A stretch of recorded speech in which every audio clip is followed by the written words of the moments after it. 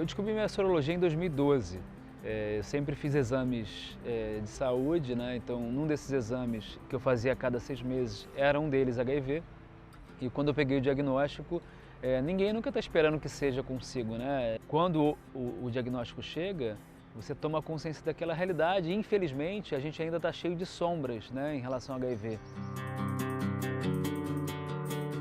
Não conhecemos com precisão em que momento o HIV passou a existir, mas sabemos que ele surgiu no centro-oeste da África, a partir da mutação do vírus SIV, o vírus da imunodeficiência simiana, encontrado em certas espécies de macacos africanos. Alguns caçadores e comerciantes de animais, em contato com a carne contaminada desses macacos, teriam sido infectados pelo vírus, que depois de algumas mutações se transformaria no HIV. Em 1959 foi documentado o primeiro caso de infecção pelo vírus na região do Congo. Posteriormente, outros pesquisadores, por meio de análises genéticas, estimaram que o HIV teria surgido entre os anos de 1910 e 1930. No final da década de 70, começou a aparecer nos Estados Unidos um crescente número de homens com doenças oportunistas, como pneumonia e tipos raros de câncer. A desinformação marcou os primeiros anos da epidemia de AIDS e só em 1983 o vírus finalmente foi descoberto. A identificação dos meios de transmissão do vírus e dos então chamados grupos de risco levou a um perigoso preconceito de que se tratava de uma doença de homens gays. Assim, homossexuais foram estigmatizados e heterossexuais se julgavam livres do perigo da contaminação. Em 1990, estima-se que mais de 8 milhões de pessoas já haviam contraído o vírus no mundo todo. A AIDS ainda era associada muito aos homossexuais masculinos, achava-se que era realmente uma doença de gays. E então, assim, uma mulher estar com HIV era bastante fora do comum. E eu sabia, assim, da existência da doença, a gente sabia, já tinha visto várias reportagens, sabia como se pegava, que era através de transmissão sexual, ou uso de seringas ou transfusão de sangue. Mas ainda assim a contaminação de uma mulher ainda era bastante remota. Tenho 66 anos, vivo com HIV há 11 anos.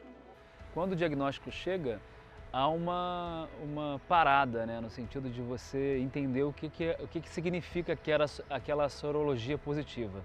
Comecei com o acolhimento do Duda, que foi o meu cabeleireiro, e fiquei muito chocada na época, porque a década era entre 80 e 90, era uma década ainda de que a AIDS era a peste gay, então assim, era muito mal vista. A AIDS saiu da obscuridade quando personalidades passaram a assumir publicamente a doença. Freddie Mercury, Cazuza, Renato Russo, entre outros, causaram grande comoção ao surgirem em público debilitados pela doença. Mas quando um dos maiores jogadores do basquete americano, Magic Johnson, interrompeu prematuramente sua carreira ao se declarar portador do vírus HIV, o estigma começou a mudar. E com milhões de pessoas infectadas, a opinião pública finalmente começou a entender que todos estavam expostos ao risco de contrair o vírus. No Brasil, a AIDS levou prematuramente os irmãos Enfio e Betinho. Hemofílicos, doença herdada da mãe, ambos contraíram HIV em transfusões de sangue. Foram os primeiros casos acompanhados publicamente no Brasil. Enfio morreu em 1988, se tornando uma das primeiras personalidades brasileiras vítimas da AIDS. Betinho sobreviveu até 97, depois de lutar muito pela conscientização do tema. Não se tinha muito o que fazer, né? E a sobrevida desses pacientes normalmente era 5 meses, né? Então, assim, só na década, no meio, depois da década de 1987, é que a gente criou um programa de AIDS, dado a magnitude do problema, principalmente a pressão, né, internacional e dos movimentos sociais. Então, se criou um programa de AIDS. No Brasil, ele saiu do programa de dermatologia sanitária e aí a gente começou a desenhar todas as ações que a gente teria nesse programa, que depois virou um departamento de AIDS. Passei a ir visitar nos hospitais, aqueles que estavam ali abandonados, a ter o compromisso de dar realmente acolhimento, porque na época nem remédio nós tínhamos, né? O AZT veio surgir em 92. Então, a gente não tinha como ajudar, a não ser dessa forma de acolhimento mesmo, de amor, de carinho, né? E foi o que foi feito.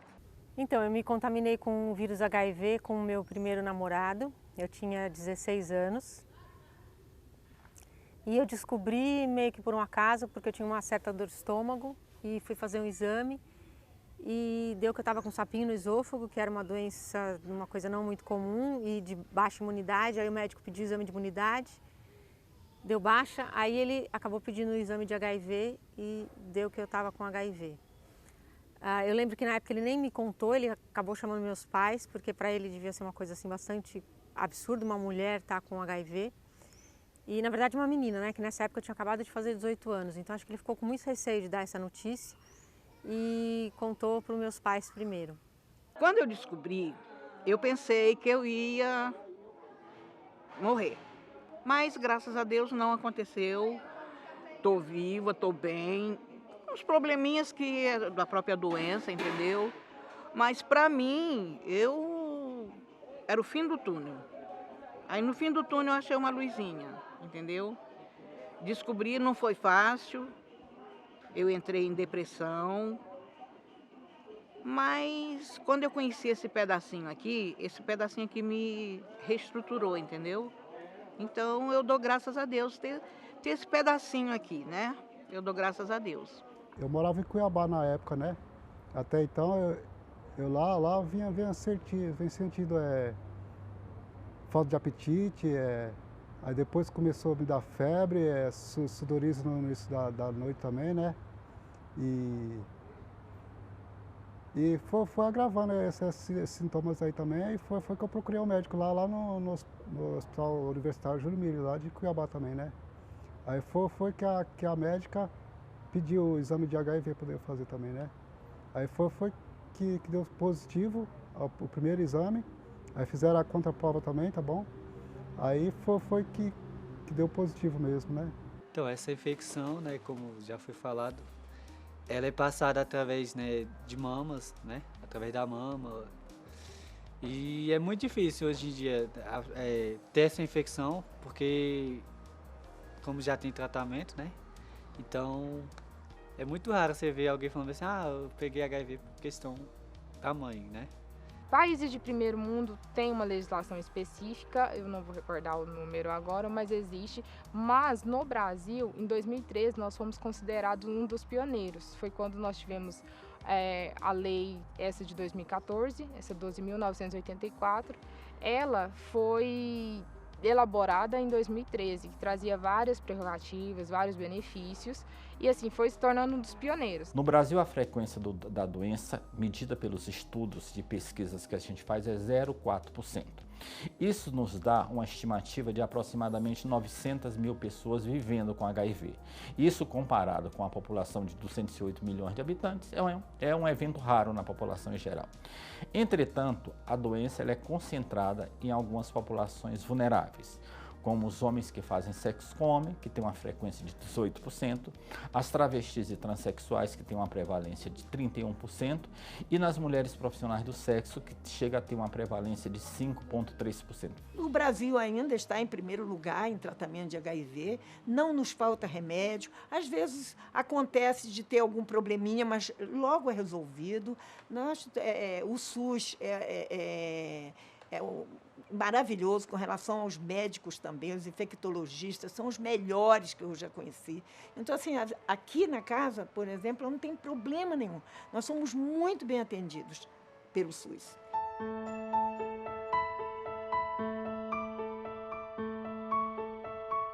Logo que eu descobri que estava com HIV, o infectologista disse que naquele momento não seria hora de tomar algum remédio e que eu continuasse fazendo os exames de imunidade, né, contagem de CD4, que eram os únicos exames que a gente tinha disponível,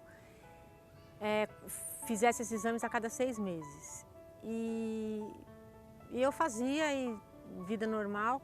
Com 20 e poucos anos eu ia fazer uma viagem para San Diego, eu ia fazer um curso de inglês nos Estados Unidos. E um pouco antes de eu fazer essa viagem, eu fiz os exames e o médico falou, olha, sua imunidade deu uma baixada, está na hora da gente começar a tomar um remédio, e o único remédio que a gente tinha era o AZT. Só que eu não queria tomar remédio, aí eu falei, tá bom, e não voltei no médico. E por que eu não queria tomar remédio? Porque o AZT, ele não curava, lógico, e também ele não era um tratamento que durava muito tempo. O AZT as pessoas tomavam e ele fazia efeito por uns 8 meses, no máximo 1 ano. E a gente acompanhava o caso, tipo de Betinho, Cazuza, que tinham tomado essa medicação, mas mesmo assim, depois, quando ela acabava de fazer efeito, a pessoa ficava mal, emagrecia muito, perdia cabelo, acabava pegando uma doença oportunista. Então, na minha cabeça era aquela coisa, por que eu vou ficar prolongando uma coisa que vai acontecer de qualquer jeito? Então, eu prefiro adoecer de uma vez e morrer. A gente faz uma série de exames para poder iniciar o tratamento também, né? Aí até sair o resultado, isso aí foi chegar no final do ano também, tá bom? Aí foi que eu adoeci mais lá também e fui internado lá também, né? Aí foi que a partir daí que iniciou o tratamento, né? Eu peguei através de seringas compartilhadas, não foi por pessoas, foi seringas compartilhadas com outras pessoas, não foi pelo sexo.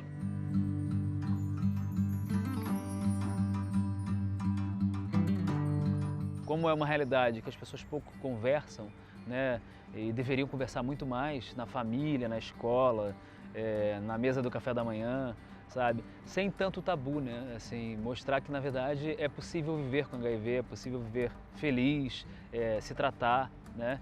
Depende muito da mentalidade do ser humano, né? Porque tem uns de boa, mas tem outros que pegar na mão já acha que vai pegar, entendeu? Então, pra mim, aqui todo mundo se dá todo mundo bem. Tem uns arrancazinhos assim de vez em quando, mas de boa.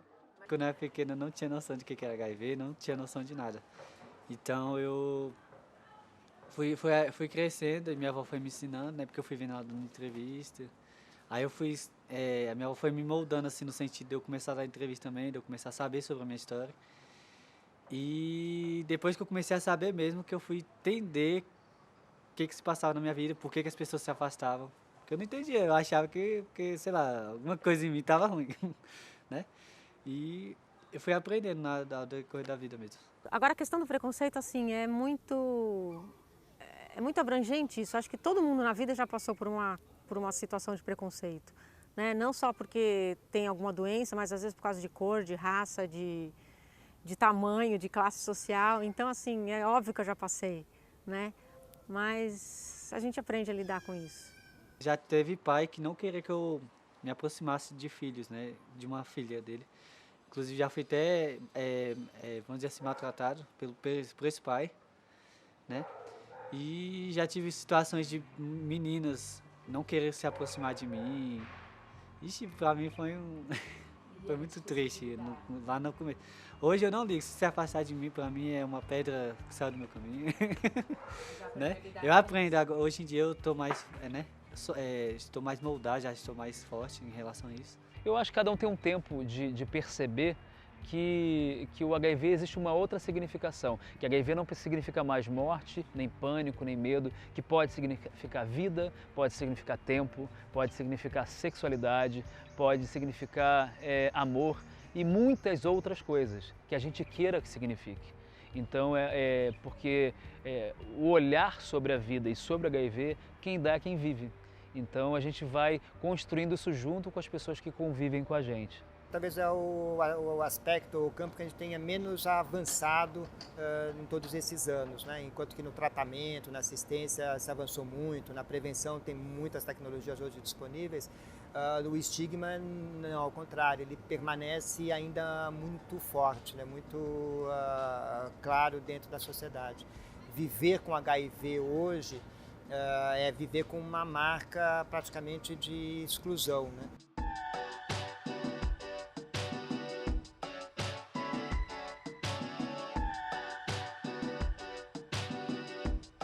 Em 1989, houve a criação de uma declaração, e essa declaração trouxe vários direitos para essas pessoas. De 89 para cá, o tratamento avançou assim absurdamente. Eu acho que no caso do HIV/AIDS, acho que foi uma das doenças assim que mais avançaram em 30 e poucos anos.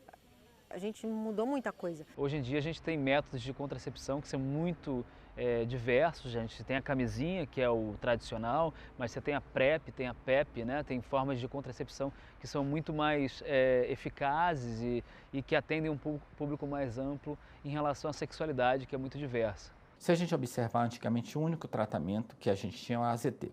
A partir do final da década de 90, a gente começou a fazer o tratamento com o que a gente chama de coquetel. E o Brasil foi um dos primeiros países do mundo, né? Apesar da Organização Mundial de Saúde, a UNAID, dizer que o Brasil não tinha condições de implantar esse tratamento, nós implantamos e mostramos que era possível, né, a gente implantar esse que a gente chamava de coquetel no Sistema Único de Saúde, né? As primeiras drogas do coquetel, algumas eram bem tóxicas. Tinha a estavudina, por exemplo, eu tomei durante 10 anos, e é um remédio que hoje é proibido, de tão tóxica que ele era.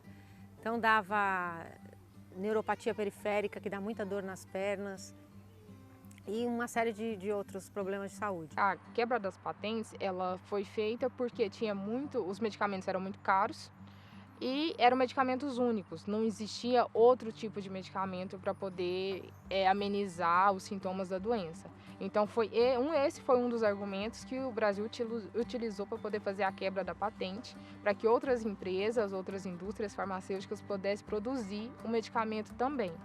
E foi isso também que ajudou o Brasil poder fornecer de forma gratuita o tratamento para toda pessoa, independentemente de raça, cor, religião, de status social, o fornecimento do tratamento gratuito. É o melhor tratamento que a gente tem no mundo, com 2 ou 3 comprimidos, né? Que naquela época você chegava a tomar 10 a 15 comprimidos, e principalmente o que é mais importante disso é que você dá uma boa condição de vida para o paciente, você diminui os efeitos colaterais dessa medicação e principalmente, muito rapidamente, esse paciente aumenta o seu CD4. CD4 são as células de defesa do organismo, fazendo com que ele não tenha infecções oportunistas e diminuindo a carga viral, tornando essa carga viral indetectável, o que pode se tornar isso uma medida de prevenção, porque deixa de ter uma carga viral circulante e mesmo que aquele paciente não use preservativo, ele não tem condições de infectar outras pessoas, porque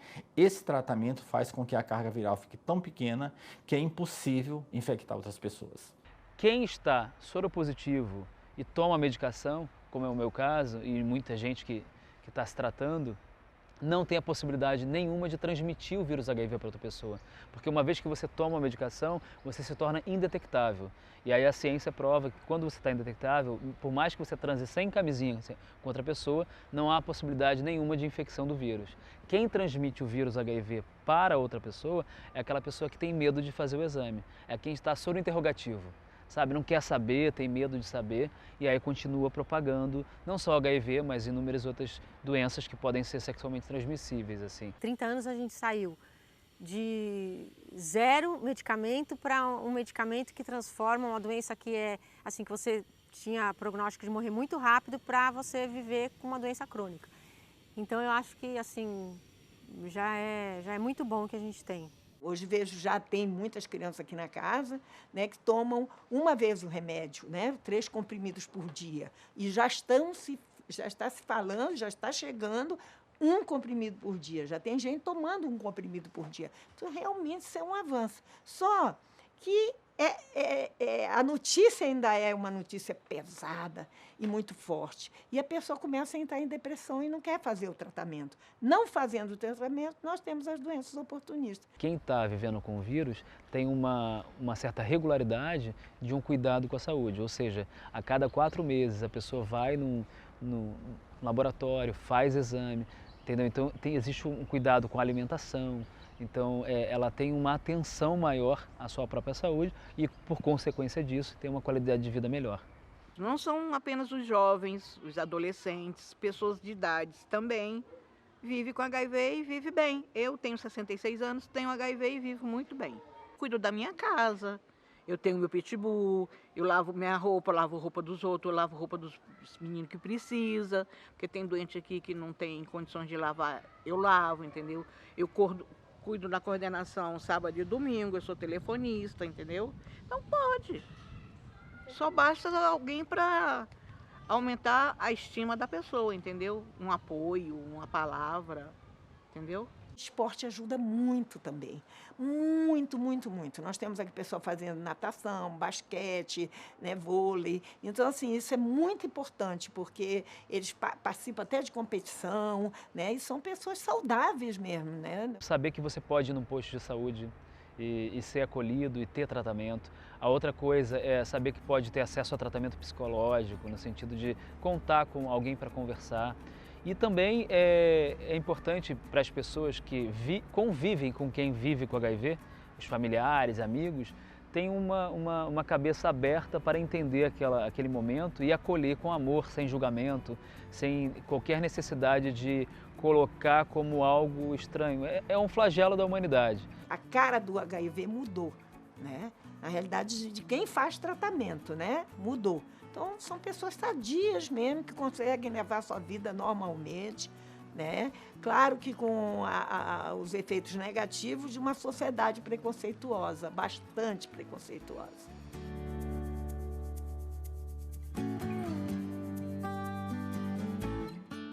Sempre me cuido. Eu vejo qualquer probleminha, eu já corro pro médico, entendeu? Esse problema mesmo no meu joelho, tem 8 dias que eu tô com esse problema no meu joelho. Eu já marquei aqui em cima para ir, na clínica da família aqui. É difícil ir porque é longe, mas eu vou. Não sei como, mas que eu vou. Mas eu me cuido. E todo mundo aqui tem que se cuidar. De uns anos para cá, o programa de AIDS brasileiro começou a reconhecer que uma pessoa que tem HIV e está com as taxas de HIV indetectável, essa pessoa ela é muito pouco transmissível. Ou seja, essas pessoas podem transar sem camisinha que não passaria o vírus. Então hoje, por exemplo, eu tenho amigos que são sorodiscordantes, como eu era, né, com o meu ex-marido. Então um tem HIV, o outro não tem, e eles conversam e optam por transar sem camisinha.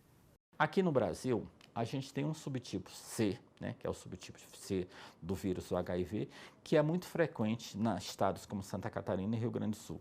Eu posso ter um subtipo B e estar tendo relação sexual com alguém com subtipo C. Então, assim, a importância é que a gente possa sempre usar camisinha, fazer a PrEP, né, fazer o tratamento como profilaxia. Então, é importante que a gente use todas as medidas de prevenção, embora a gente seja soroconcordante. O vírus que eu tenho não é o mesmo que a minha esposa tem também, tá bom? Então, devido a isso aí, se a gente fazer sem proteção também, fazer relações sexuais assim, também, sem proteção também, né?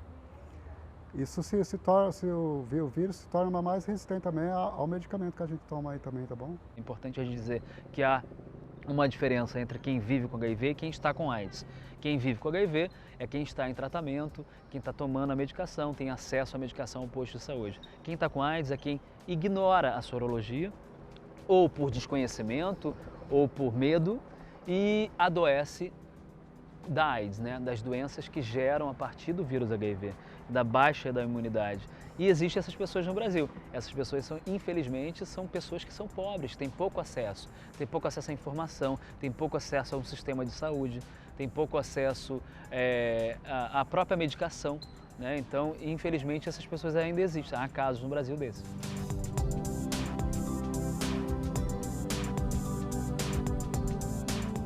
Mas a evolução no tratamento do HIV trouxe também efeitos reversos no que diz respeito à precaução.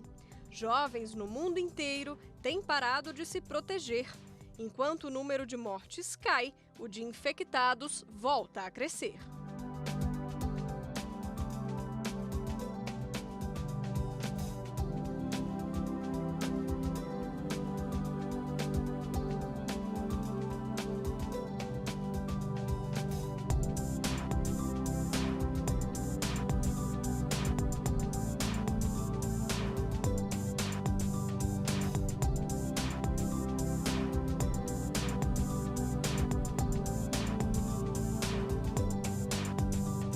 tem no Brasil hoje mais de 800 mil pessoas vivendo com HIV.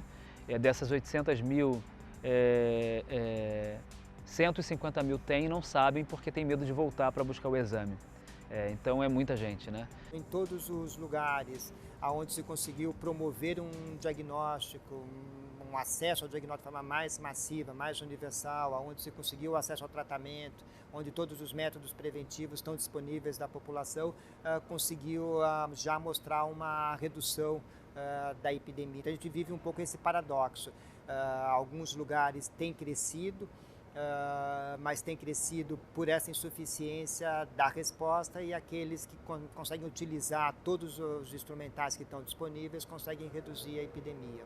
Hoje as relações sexuais são mais abertas, os arranjos que se fazem, os arranjos afetivos, né, eles são mais flexíveis, e nós temos uma população que, especialmente as populações mais jovens, que são mais autônomas, elas procuram mais as relações sexuais de uma forma mais aberta, né?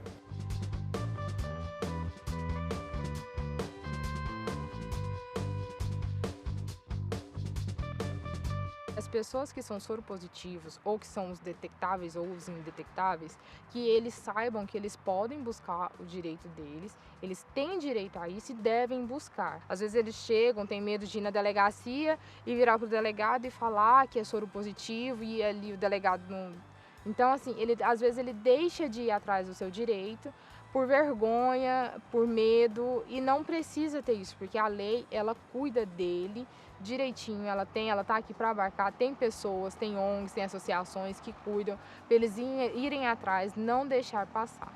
Para os jovens que acabaram de descobrir, o que eu falo para eles é não ter medo da vida, né? Prosseguir, tomar os remédios certinho,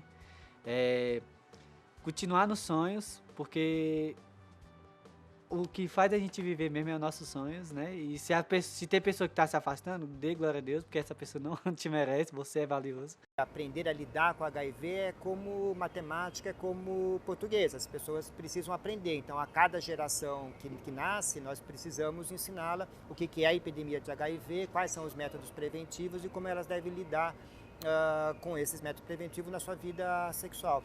Se a gente deixa de educar as novas gerações, é como se nós estivéssemos criando educações incompetentes para lidar com a epidemia, e aí ela volta a aumentar, que é o que está acontecendo agora, né? Então a epidemia voltou a aumentar, especialmente em jovens gays, por conta dessa falta de mobilização da sociedade e de ações educativas mais específicas.